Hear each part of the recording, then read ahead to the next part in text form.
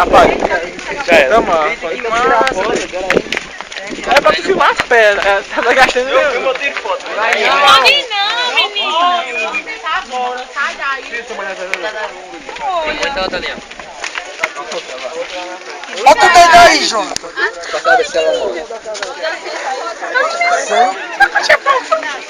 Ó, pessoal, pode ser. Todo mundo recua um pouquinho, que ele fica aqui explicando. Deixa eu oi.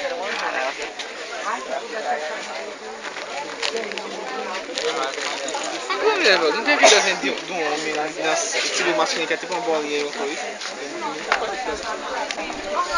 Se é um único bloco de pedras, está aqui, chama-se o quê? Monólito. Diga em casa, eu conheci um monólito. Neste monólito existem inscrições que não foram decifradas ainda. Vai abrindo para os amigos ver. Aí nós temos, vocês estão observando essas bolinhas aqui em cima. Caiu. Nós, professores de história, a gente já defende a hipótese. Tá certo? Uma hipótese, não botamos não. Eu quero agarrar. A hipótese dessas bolinhas aqui está aqui diz respeito a um calendário fenício. Os fenícios, tá certo? Cada ano que ia passando, eles iam colocando aí esta inscrição deles. O historiador defende essa tese. Aí nós temos também as balanças da época de quê? Da Babilônia, da época de Hammurabi. Olho por olho, dente por dente. Vocês já estudaram com Zefinha aí? Já, estudei com o Zefinha. Então esta parte de cá estiveram por aqui, é a segunda hipótese.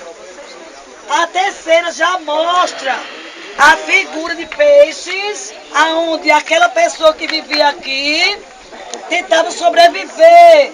De quê? Da caça, da pesca. Se ele se formar em paleontologia, arqueologia, ele vai tentar chegar a um acordo, né? Porque os estudiosos até agora não conseguiram chegar a uma conclusão. Afinal, que recado é este que esses antepassados estão deixando pra gente?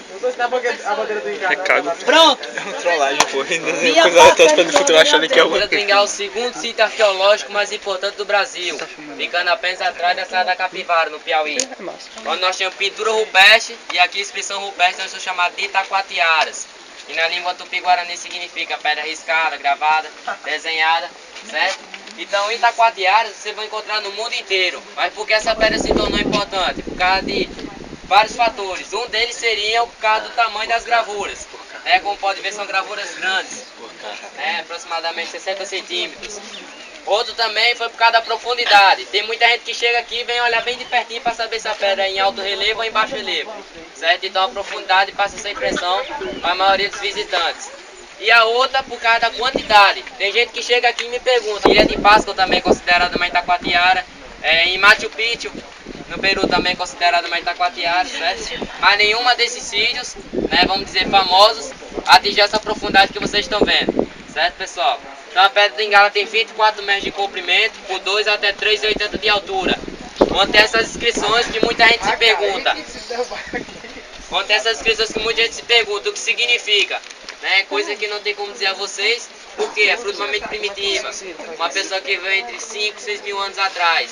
Então todo tipo de vestígio que pudesse ser relacionado à pedra é levado pela água. Já que em períodos de cheia, a água cobre a pedra totalmente. Certo? Então a arqueologia trabalha com vestígio. Se não tem vestígio, não tem como a pessoa dizer nada concreto. Certo? Então tudo que eu vou dizer a vocês a partir de agora são teorias. Eu nunca vou chegar aqui e falar isso aqui é uma coisa, isso aqui é outra. Eu não estava vivo naquele tempo. Certo, pessoal? Então tudo é baseado em teorias. Então como não tem como dizer a vocês o que significa, nós dividimos em estilizações. No caso a pedra de Ingá tem 5. As antropomorfas, que se assemelham a seres humanos, seria uma provável pessoa andando. Outros dizem que poderia ser 2 pessoas abraçadas. Nós temos essa daqui. Não. Pernas cruzadas, as mãos para cima. Certo? Provavelmente o Deus, vai saber. Pessoal, nós temos também as zoomorfas, que se assemelham aos animais. Aqui um provável lagarto, ou um jacaré, uma coisa do tipo.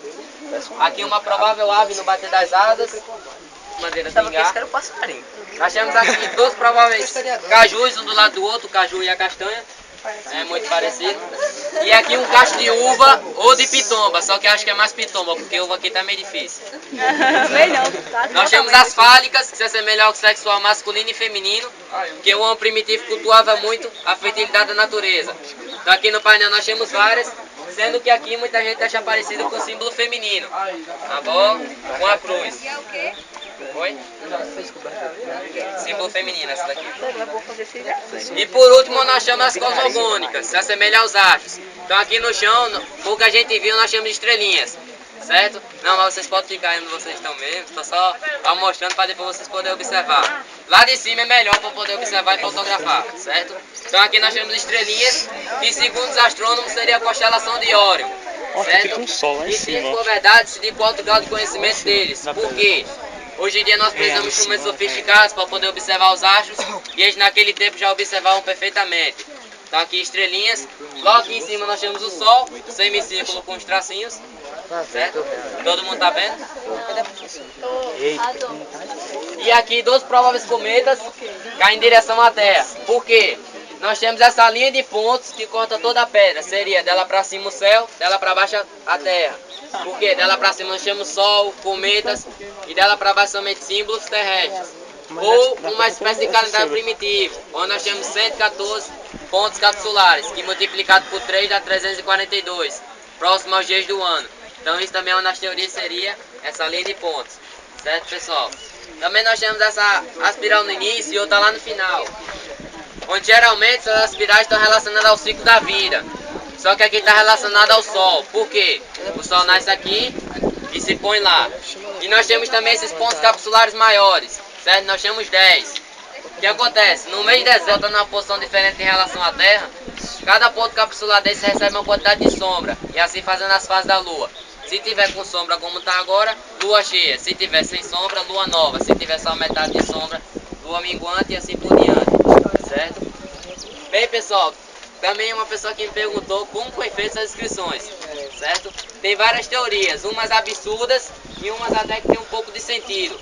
Uma teoria absurda seria que foi feito no tempo que a pedra é mole. Essa daqui, por exemplo, com os dedos, 4 dedos na pedra, teria feito a inscrição.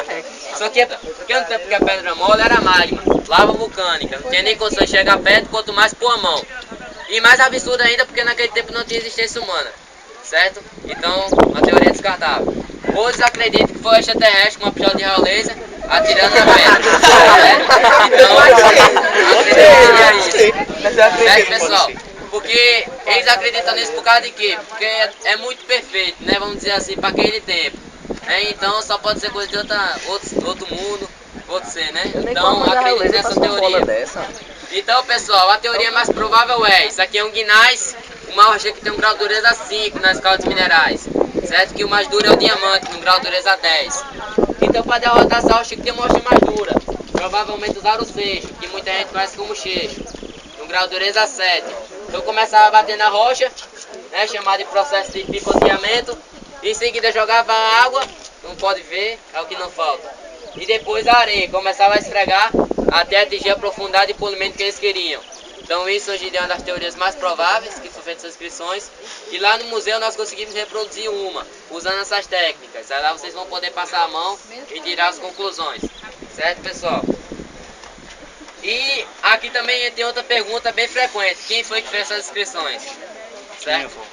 Ó pessoal, assim não tem como dizer a vocês comprovado porque, como eu disse no início, os índios primitivos que habitavam essa região há cerca de 5, 6 mil anos atrás. Então, acredito que foram eles. Certo, pessoal? Então, alguém tem alguma pergunta relacionada à pedra do engar? Se tiver alguma pergunta, pode fazer que eu estou aqui para responder.